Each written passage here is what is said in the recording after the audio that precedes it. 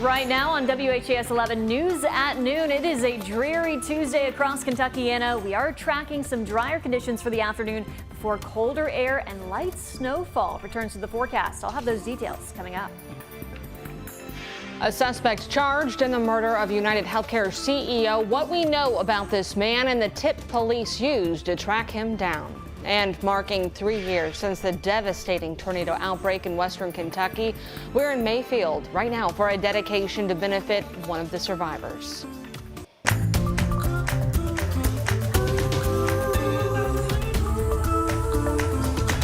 Thanks so much for joining us here on your Tuesday at noon. I'm Brooke Hash, joined by meteorologist Mallory Schnell. The headline up front, just a dreary Tuesday weather-wise. Yes, I get off in about an hour, and I think a nap is calling my name. It's really that kind of weather out there today. Temperatures, thankfully, not too chilly. Still a cool rain, of course, but we are in the lower 50s. That's pretty much where we've been for the last several hours. 52 degrees at the Louisville International Airport, 50 degrees at Bowman Field.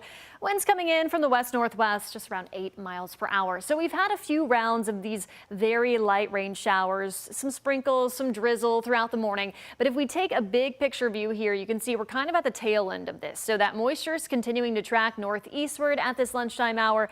Should be wrapping up for many of us, I'd say, within the hour or next 2 hours here. Drier conditions certainly on the way. Now, in addition to that light rainfall this morning, we've had some patchy dense fog in some spots like French Lick, 2 miles of visibility right now, half a mile of visibility in Springfield, Campbellsville as well. Now, some of that lowered visibility can be due to rainfall, but some of these spots actually haven't picked up rainfall. So there's just enough moisture in the air to really keep those foggy conditions around that lowered visibility. Your futurecast here, though, as I mentioned, that rain should be getting out of here within the next hour or two. And then we're looking at mostly cloudy conditions, maybe a little bit of clearing off to the northwest, temperatures hanging out in the 40s and 50s. And then as we head into tonight, those temperatures start to drop back into the 30s. We have a very brief window after midnight and before sunrise where we could see a quick hit of light snowfall. But it does look like those temperatures will be remaining above freezing, so limited impacts expected.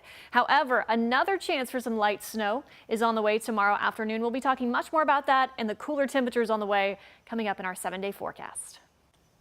Mallory, thank you. Handwritten notes reveal crucial clues today into the murder of United Healthcare CEO Brian Thompson, shot dead on a busy New York City street. The suspect, 26-year-old Luigi Mangione, taken into custody in Pennsylvania, now charged with murder in New York. Police going through his notes, hoping they reveal a motive. It is our top story here at noon. ABC's Rena Roy breaks it all down.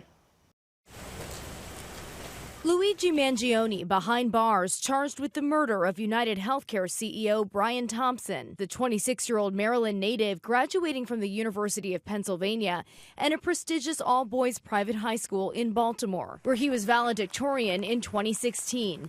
He spoke about challenging the world in a speech at the school's Founders Day. The class of 2016's inventiveness also stems from its incredible courage to explore the unknown and try new things. He started working as a data engineer for an online car marketplace months after graduating college, but left the company in 2023. Friends say they lost touch with him about 6 months ago, shortly after he had back surgery. My understanding is his spine was misaligned.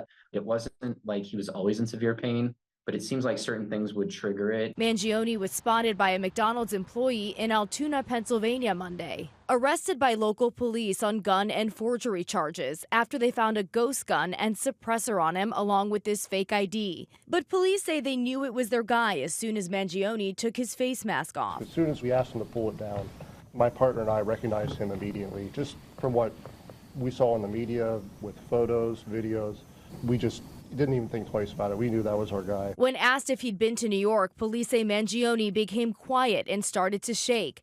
On him, police finding handwritten notes that sources tell ABC News mentioned United Healthcare by name and said these parasites had it coming. So he was writing a lot about his disdain for corporate America and in particular the healthcare industry. Law enforcement officials now on high alert with calls for threats against healthcare executives and their families becoming widespread. According to a Colorado law enforcement bulletin obtained by ABC News, the bulletin warning this killing may be used as messaging and propaganda aimed at others who are unhappy with the insurance industry. Rena Roy, ABC News, New York. Today marks 3 years since powerful tornadoes devastated western Kentucky. It's hard to forget the damage in Mayfield. Hundreds of homes and businesses were destroyed. 24 people in that town died.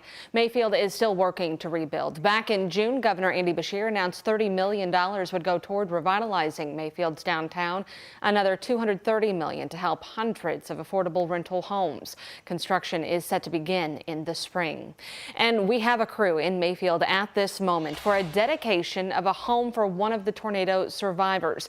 This is a live look right now. We'll also be learning about a $3 million investment by AT&T to expand high-speed internet in that area.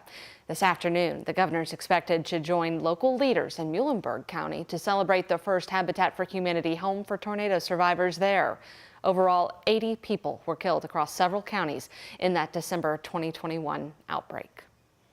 Opening statements could happen today in the trial of a former Jeffersonville, Indiana daycare worker.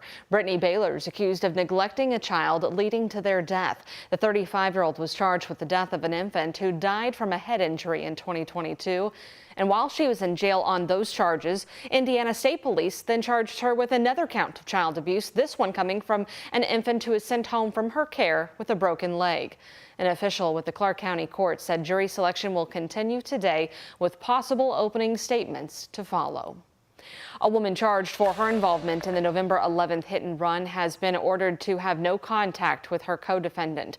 23-year-old Zoe Wolf and 53-year-old Jason Cornett are facing charges for the crash that killed a 75-year-old woman out of Oldham County.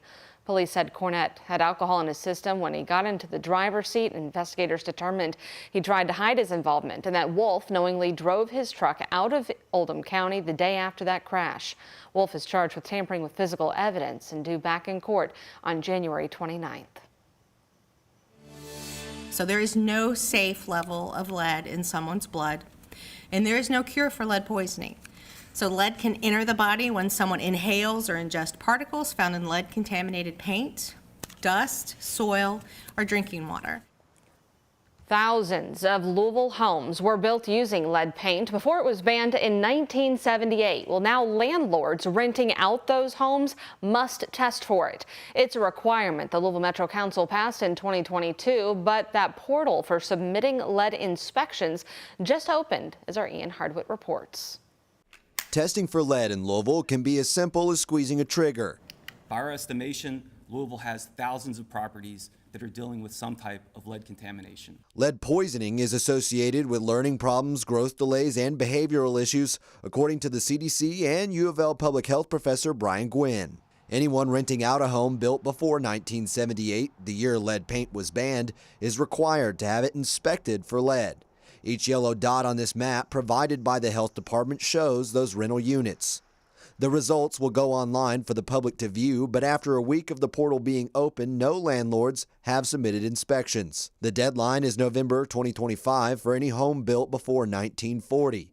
Any newer homes have more time on that deadline, ultimately ending in November 2027.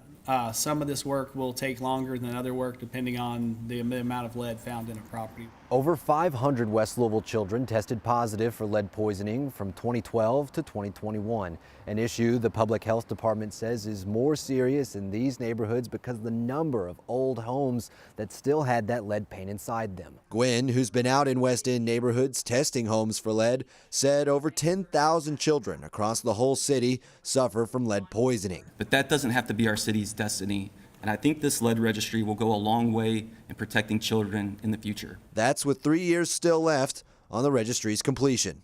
In Louisville, Ian Hardwick, WHAS11, on your side. With the interstates that we have, the hazardous materials going up and down 65, we also have numerous industries in our area that we need to build our partnerships and create a team together, a team concept where we can mitigate an incident if we have one. Bullitt County residents can now feel safer because a hazmat team is coming to the Shepherdsville Fire Department. Monday, crews from different stations across the area came together for that training boot camp. Now, Fire Chief Jody Craig says the training allows multiple firehouses to work together better to serve the area. Our Gabriel Gonzalez shows us the firsthand training in protecting the public. You need to take this drum, go around the white pole, bring it back, and then I'll tell you your next step. One fire department cannot do hazardous materials by itself. It's got to be a partnership with several fire departments. Partnership, teamwork, and training. It's what Shepherdsville Fire Chief Jody Craig says saves lives. 3, 2, 1, ground. Monday's training camp tested firefighters by climbing ladders, saving children, fixing leaks, and unsuiting properly. With the boots, this hazmat suit, and the breathing apparatus, it weighs about a combined 40 pounds. The firefighters use these suits to protect themselves from chemicals, gases, and liquids in the field. After rescuing a dummy from a staircase, firefighters had to plug holes that simulated a leak. You can pull some rubber sheet on there to actually get to fill in that extra space if you need to. They do this while tracking how much air they still have available. If they run low, it'll beep. They let their team know they have to get out. Then they wash off. Jake Hildebrandt has been with the department nearly a year. This is one of his favorite parts of the job. Being with your guys, being with your buddies, you know, and being able to do all this stuff with them. Fire Chief Craig says training is the best way to prepare since every day is a different challenge. We try to stay right on that edge of learning more and more stuff every day. And you know, in the partnership with the fire departments in Bullitt County has just been incredible. Partnership might be the most important for these heroes to make sure everyone goes home. In Shepherdsville, Gabriel Gonzalez, WHAS11, on your side. Only one station from Louisville, which was PRP yesterday, was part of that training. Chief Craig says they will be ready to go by January 1st.